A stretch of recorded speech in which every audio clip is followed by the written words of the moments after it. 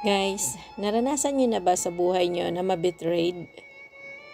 Lalo na yung mga tao na yun ay malapit sa'yo. Naging kaibigan mo.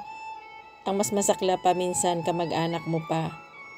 Yung alam mo yung tinulungan mo na sila, may iangat ang buhay nila, or lumapit sila sa iyo, kailangan nila ng tulong mo, at ikaw naman, may kakayanan na tumulong sa kanila, so hindi ka nag-alinlangan na tulungan sila. Sa kabilang banda, sa ginawa mong pagtulong, nagawa ka pa nilang siraan. Yung paninira na wala namang katotohanan, basta lang masira ka, para sila naman ang umangat or sila ang magmumukhang biktima. Pero ang totoo, sila po talaga ang salarin. So mag-ingat tayo sa mga ganitong klaseng tao, nakangiti sa harapan mo, pero sasaksakin ka pag talikod mo. At hindi lang yan, mas may matindi pa silang aligot-got sa iyo na hindi mo alam kung saan sila nanggagaling. Sisirain ka nila unti-unti na para silang anay na wala nang matitira sa iyo at aapakan pa pati yung dangal mo. Hindi mo mawari kung bakit at saan sila nanggagaling. Minsan iniiyak mo na lang kasi ayaw mo silang patulan. Parang ayaw mo bumaba sa level nila. Pero minsan, sumusobra na sila.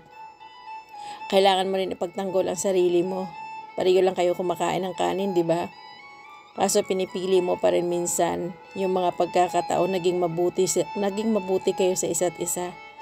Kaya sana tayo, matuto pa rin tayong huminahon sa lahat ng bagay sa kabila ng mga ginagawa sa atin ng ating kapwa. Daigin pa rin natin yung kasamaan ng kabutihan ang mga kasamaan na nasa paligid. Huwag tayong padalos-dalos. Kasi sa isang minuto lang nagalit natin, habang buhay na natin pagsisihan. At sana sa mga taong gumagawa ng ganito, makonsensya naman kayo. Madali lang ang buhay, ang simple lang ng buhay, maging masaya, makontento ka kung anong mayroon ka.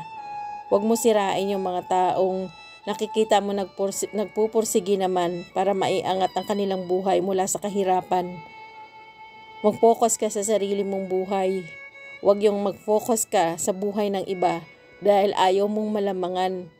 Ang tawag doon, isa kang dakilang enggitera na ayaw mo magpapalamang dahil ang akala mo at feeling mo ikaw lang magaling sa lahat.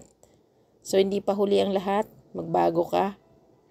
Huwag mo hayaan kainin ka ng tuluyan ng pagsiselos mo or paninibugo sa buhay mo.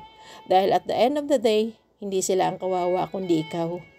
Sila, nakafocus sila para maabot ang kanilang mithiin sa buhay.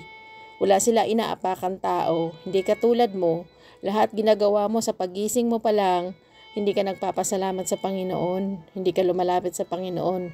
Dahil kung may takot ka sa Panginoon, makonsensya ka at hindi mo itutuloy anuman masamang binabalak mo.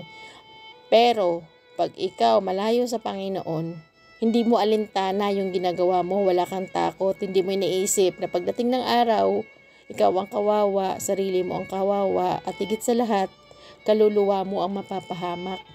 Hindi pa huli ang lahat, kaibigan. May panahon ka pa para magbago. Huwag mo hayaan tuluyan masira ng inggit sa puso mo ang iyong kaluluwa. Magbago ka.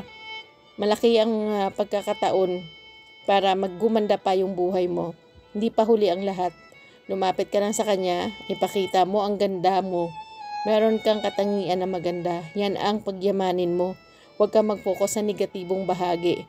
Masisira at masisira ka lang. Sana naunawaan mo ang aking mensahe, kaibigan ko. Magbago ka, hindi pa huli ang lahat.